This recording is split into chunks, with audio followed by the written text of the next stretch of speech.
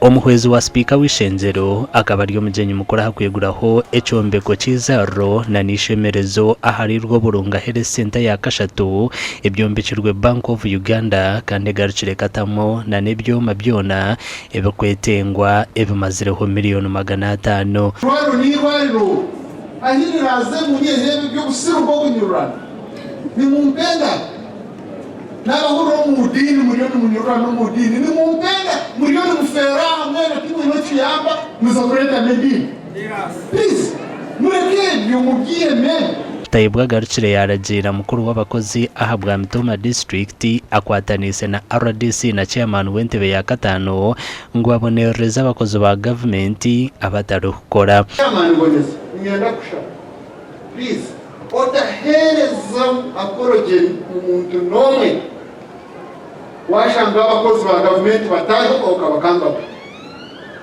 ebere byo kwemerera umuchairman nasiba na yukanga abakozi ba government yes mwije mukore nebabona abakozi ku burambiremo yero point yo kubanza reduce absenteeism and serve the people. Abakuru ku rugo mu Bank of Uganda babire abebembirwa muhwezi wa governor na n'umuhandiki tugambireho nabo.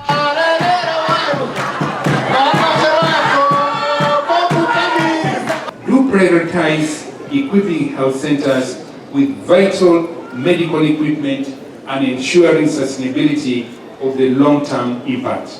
Equipment babasigambireho such as the delivery beds, a baby incubator, babazire ngwabana abana buto kuzarwa mutakashire tubakimuteka mu mweziga kandi tubabaretire cyoma ecyo kubikamo abana abo achena abashora bari bato n'abasheija abashora abana bashari bato tureka bakure ariko batonga shuko rebe nabebe ruhango benaho mwire tachitweka Mr. Speaker sa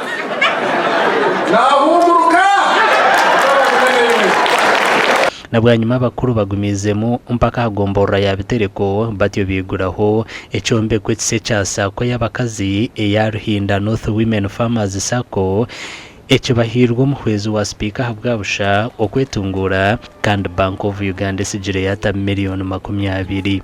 Amakuru akagasha kwa Mayiko atwacire.